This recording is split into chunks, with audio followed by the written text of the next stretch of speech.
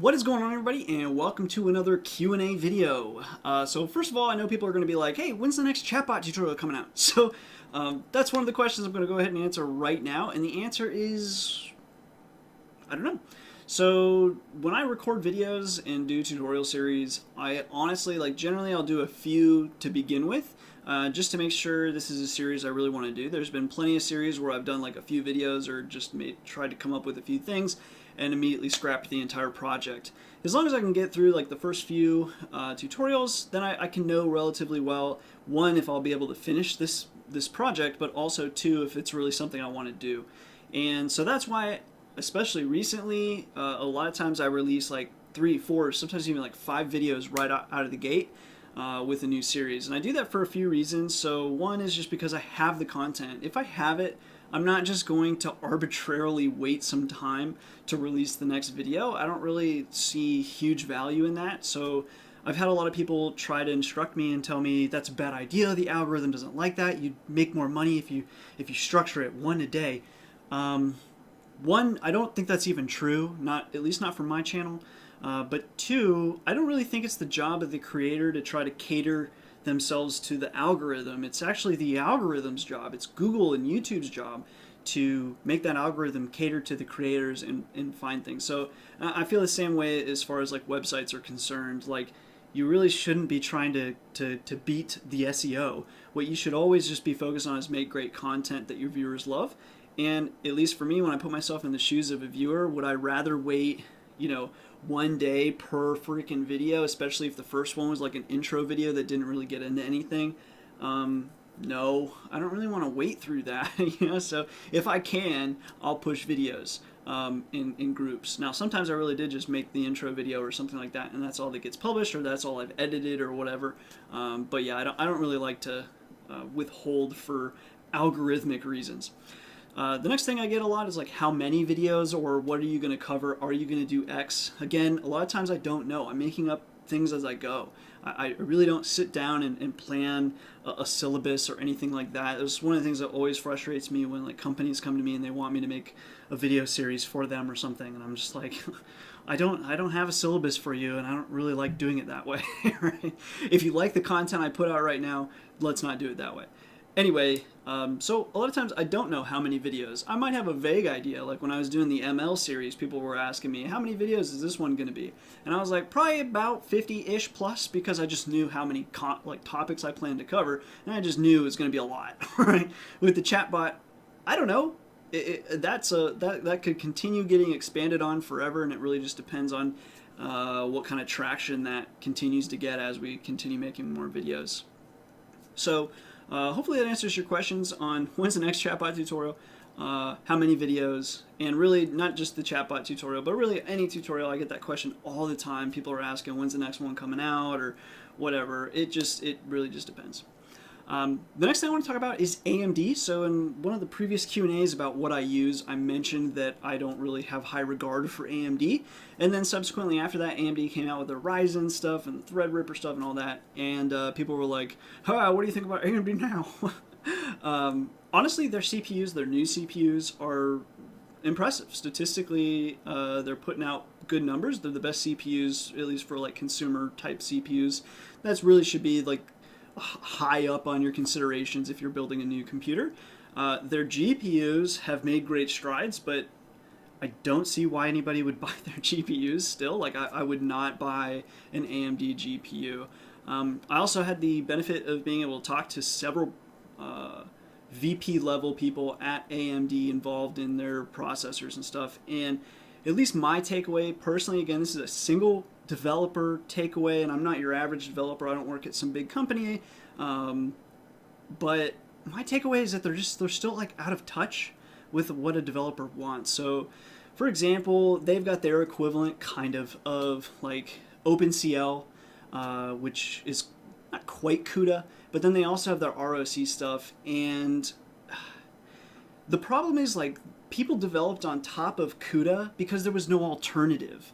Right, so AMD is trying to get people to develop on top of this software that they've put out, but I don't think it's going to happen. Someone might, especially if you paid people to or something, or there's some sort of agreement there.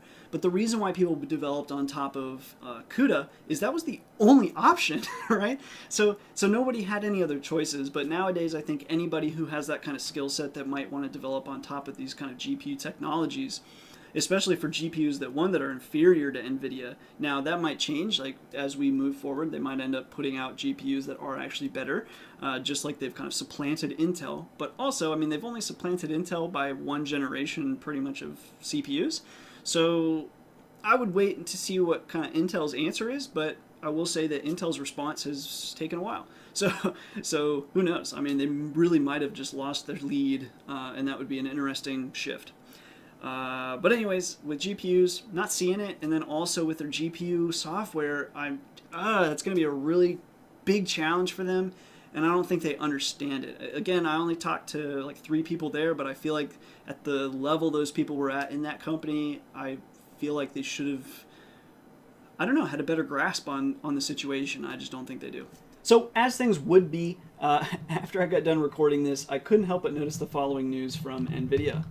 So Nvidia just announced their new $3,000 Titan V, the most expensive, the most powerful PC GPU ever created.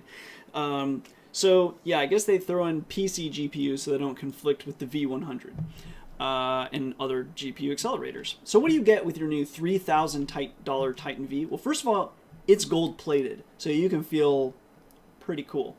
Also has the jagged edges, so you can continue feeling just as cool as you have been feeling with like the Pascal cards. And what else do we get though? We get 110 teraflops, blah, blah, blah, 12 gigs of VRAM. Why not 16? Come on. I understand we're raising the bar as far as the type of memory that we're using. Awesome. I also think we should be raising the bar of the amount of VRAM available. Also, we get 5120 CUDA cores and 640 tensor cores, which sounds identical to the V100, which it is identical to the V100. Another Volta chip, same stats basically. One's an accelerator, one's not. The accelerator comes with, whoa, what a shocker, 16 gigs of VRAM. So anyway, I've actually had the opportunity to use a Tesla V100 on an actual model of mine, and actually a chatbot. So the V100, I would say, is about 75% faster than my 1080 Ti. So honestly, when we're taking steps that are 75% faster every time we step, that's incredible. That's really cool. Now, $3,000, come on, man. That's pretty pricey. I'm not really sure it's worth $3,000. So another way that Nvidia or AMD could take over is just by making better bang for your buck cards. Like I thought when Nvidia put out the 1080 Ti, I was like, whoa, like this is a card that's undercutting all of their Titans. And honestly, when this is $3,000, I feel like the 1080 Ti is still undercutting this card. At least for me, when I'm making models, like the thing that inhibits cool models is the VRAM. That's the main concern I always have when I'm building a model is how big of a model can I stuff into RAM? Now, obviously, at some point, speed matters, right? Like obviously I could just buy a bunch of RAM and actually just do things with the CPU. So I mean, obviously speed does matter a lot, and a 75% speed up, I mean, that's it's pretty cool. But yeah, I feel like for $3,000, come on, 16 gigs of VRAM, please. Anyway, just thought I'd share that because I couldn't help but notice that and thought, yeah, that's pretty applicable to what we were just talking about. Anyway, that's all. Finally, the last thing I want to talk about is my new desk. So I got a new it's an adjustable desk, but some people have noticed that the angle has changed and I've likely been standing in the videos, and I sure have. So I got a 72-inch long adjustable standing desk by a company called Uplift Desk. Not a sponsor or anything, but I'm totally sold on this desk. I've thought about doing a review on it.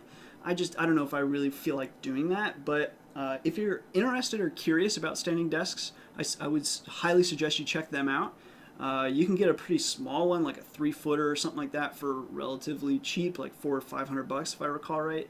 But they can, obviously, as you get bigger and bigger, they're going to get more expensive. I love the big desk. But yeah, anyway, I'm super happy with the standing desk. I thought I would get it and only stand like maybe 20 minutes every couple hours or something like that. But actually, it's been the opposite. Like, basically, I don't even put this stuff down. Like, I'll go entire days just standing all day. And I just love it. And if you're like someone who runs or anything like that, like I used to get horrible foot pain, and I really think, and even just like my calves would like cramp at night, and my toes would cramp too. And I honestly think it's because even though I was a runner and I did exercise and stuff, I would come home basically and just sit, and the muscles would just get tight.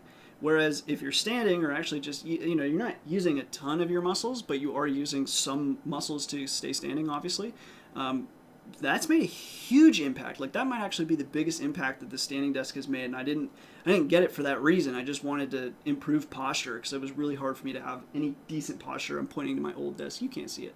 But anyway, I couldn't have a decent posture there. So anyway, really like the desk. Highly suggest you check them out. Like I said, it's an automatic desk. You can like press certain buttons on the, there's like a control pad. You can make it go up and down, but then you can also save presets. So I have like a standing and a sitting preset. But, like when I eat, for example, sometimes I want the desk, if I'm eating at the desk. I try not to eat at my computer too often, but sometimes you do. And I'd like it to be a little taller than normal and stuff. It's pretty cool to have a desk that you can adjust like that. So anyway, yes, I did get a new desk. Yes, it's a standing desk, but it's adjustable. But yeah, it's amazing. Also, when I bought the desk, just in case anybody is interested, make sure you get the little foot mat. Like mine just came with one, and I don't know if they're all going to come with them, but that's like the only reason I can stand all day at the desk. If I didn't have this little foot mat, your feet would just get super sore. But somehow, like, especially if you can stand on it barefoot, like obviously if you're at an office or something, you probably can't get away with that. But if you can stand barefoot on top of this little foot mat thing that they send with the desk, or if they don't send it, you can probably add it on. That thing is worth at least $100. I think it's like maybe 15, 20 bucks if you have to add it on, but at least my desk, I didn't have a choice. But anyway, I think that's all for now. If you guys have any follow-up questions that you want me to answer in a Q&A, or you have some more follow-up questions about things that I've asked here or answered here, feel free to leave those questions below. Otherwise, I'll see you in another video.